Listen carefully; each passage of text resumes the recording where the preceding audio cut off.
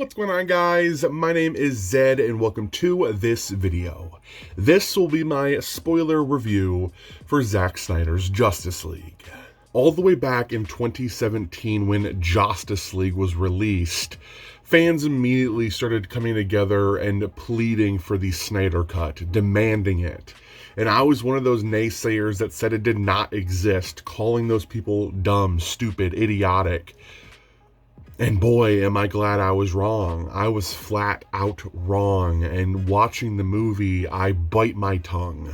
The biggest success story is being able to see an artist actually finish his art. And that's what this movie was. It was a piece of art. And I couldn't believe my eyes while watching it. It was like a completely different movie. Yes, it shared certain aspects. Yes, there were parts that were similar, but really, in reality, the parts that were similar were almost crafted in a completely different way where you're like, yes, I've seen this scene before, but I've also felt like I've entered the Twilight Zone and I'm seeing it in a completely different way, like deja vu.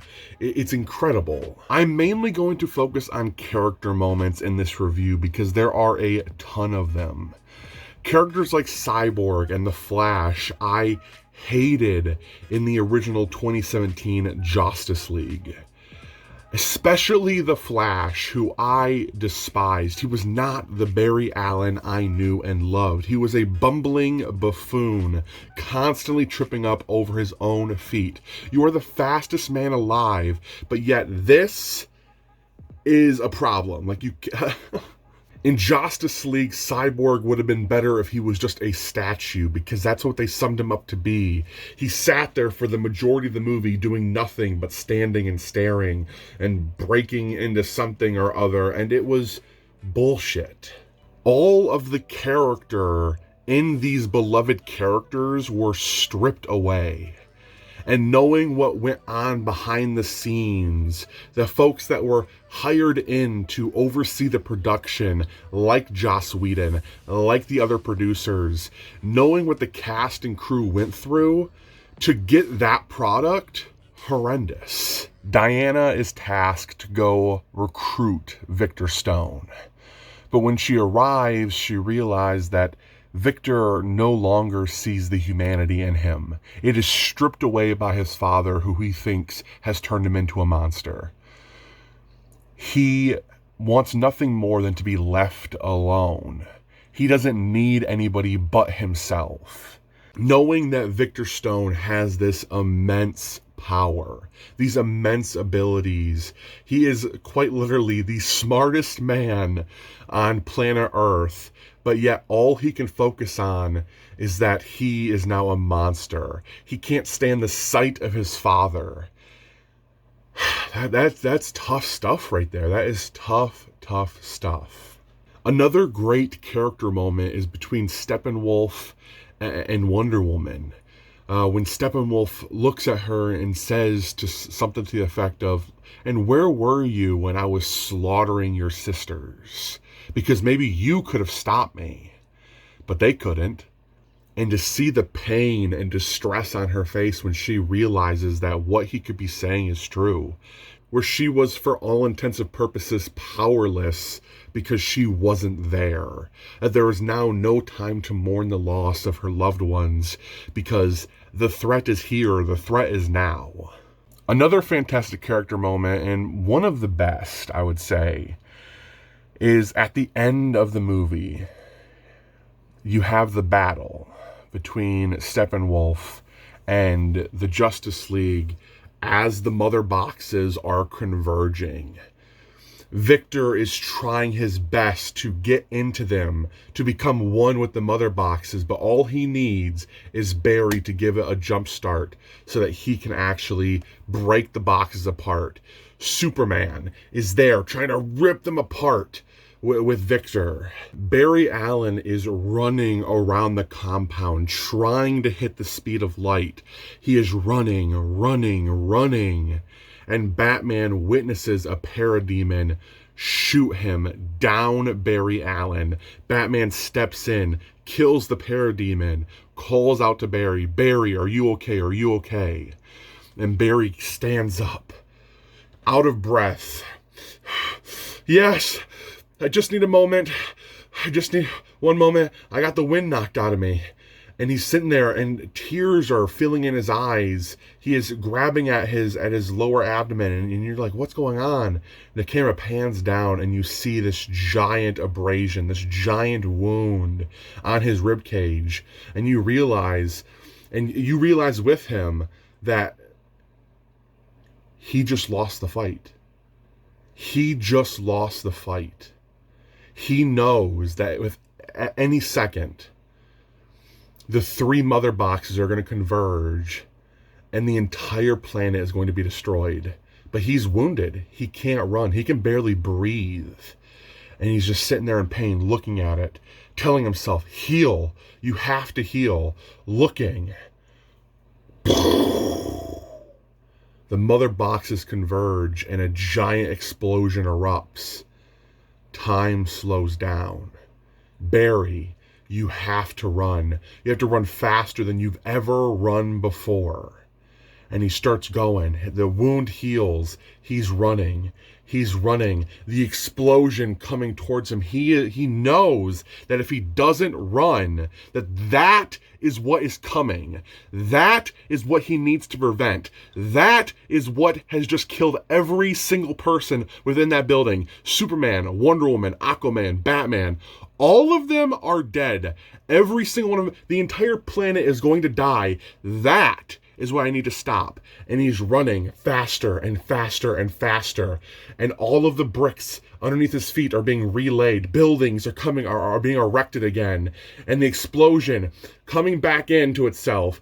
And he's running faster and faster, trying to talk himself up into it. You have to run faster, Barry. That is such a powerful moment because he is looking into the eye of the storm. He knows he can see what is about to kill him, but yet he has to run faster. Whew, my God, what an incredible moment. And when he enters the room, you understand the severity because what's one of the first things you see? Superman being brought back together.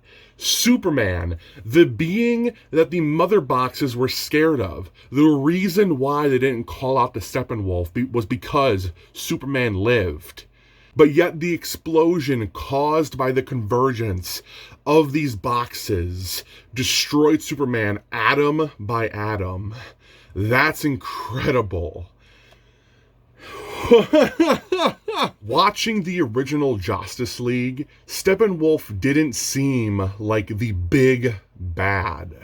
He seemed like he was a henchman, that there was a higher power puppeteering him. And in this movie, you finally get to see it. You finally get to see Darkseid, the big bad. You get to see him at the beginning of the movie, the giant fight between him, the gods, the Atlanteans, the Amazonians, the men. And he is so powerful, so incredibly powerful, but yet the God of War was able to nick him in the shoulder and send him packing. But that wasn't, before he had to leave the anti-life equation on Earth, which they forgot about, which was crazy. Like, they forgot where they left it, and which I thought was a really funny part, where Steppenwolf's like, I have found the planet where the anti-life equation lays.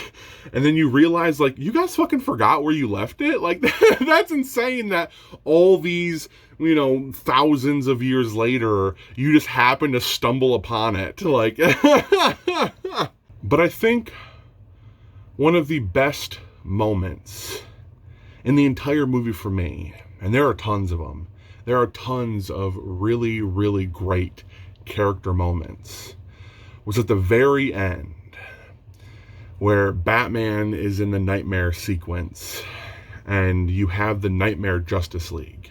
You have Batman, the Flash, Cyborg, Deathstroke, Mara, and the Joker. This whole vision is when Darkseid comes and takes over Earth, these are the remnants. This is what happens. Aquaman is dead. Wonder Woman is dead. Kilowog is dead. Did you guys see Kilowog? Kilowog was in the movie. Superman is now fucking batshit crazy. Totally injustice cracked. And Batman has to work with whoever's left. And the Joker.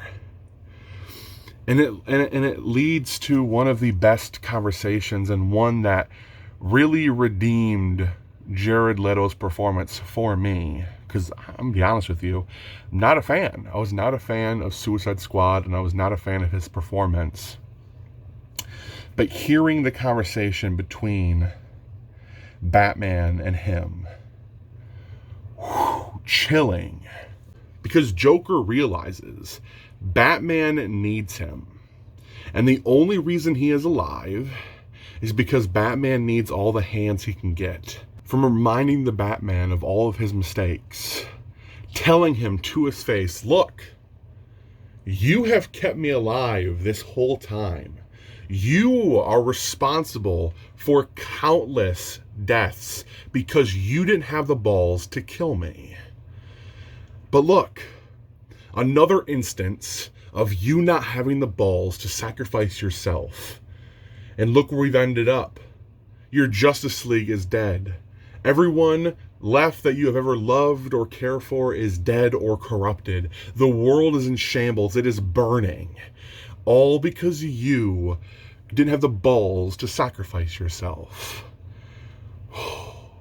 When he's sitting there and telling the Batman that you sent a boy to do a man's job, that I beat him to death, I tortured him, and what was he crying with his last breaths? He was crying out to you, and I continued to beat him, to mutilate him. I killed him because you sent him to me. You sent him to do a man's job because you didn't have the balls to do it. And then he cackles. He is cackling like a crow. And the crow, a harbinger of death. When you hear a crow call, you know something nearby is dead. It's just incredible. Incredible. And then what does Batman retort with? He says, keep laughing, because I will kill you. I will fucking kill you. And Batman continues to tell him the death of Harley Quinn, and he's scared. There's a moment of, oh shit, have I actually finally broken the Batman? And then he just laughs again. Batman, he says, I'm already dead inside. I've been dead for a long time. But the Joker knows there's still that little ounce of humanity left, but he's still just chipping away at it. And it's just an incredible piece of filmmaking, and there are tons of them.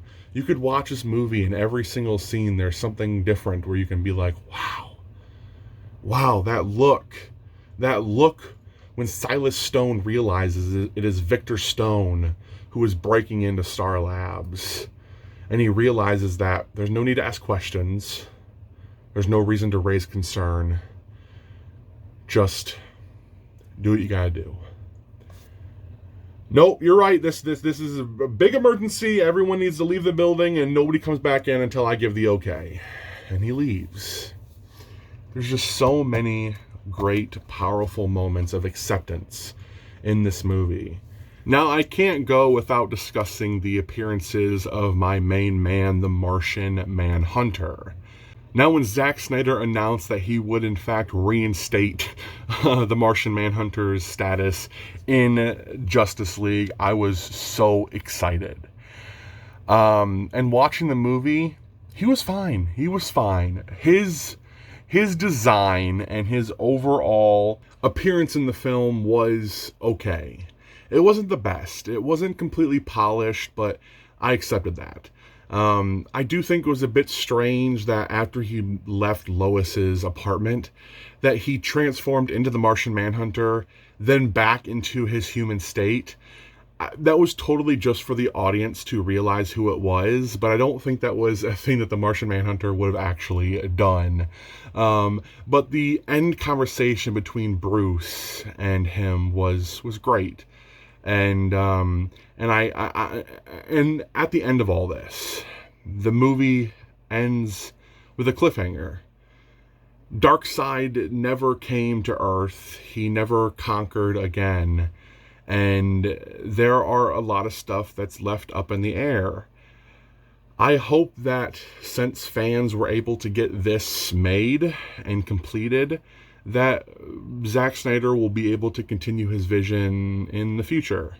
Now, we've already seen the leaks that he has leaked himself about what he has imagined his Justice League arc to be. And there are things I love about it, and there are things I don't like about it, especially the romance between Bruce Wayne and Lois Lane. So if you enjoyed this movie and you want to see more from Snyder, then do what you gotta do. I'm super happy that we got to see what we saw. There's plenty more that I wish I could have gotten around to talk about, but there's just too much. 4 hours that flew by.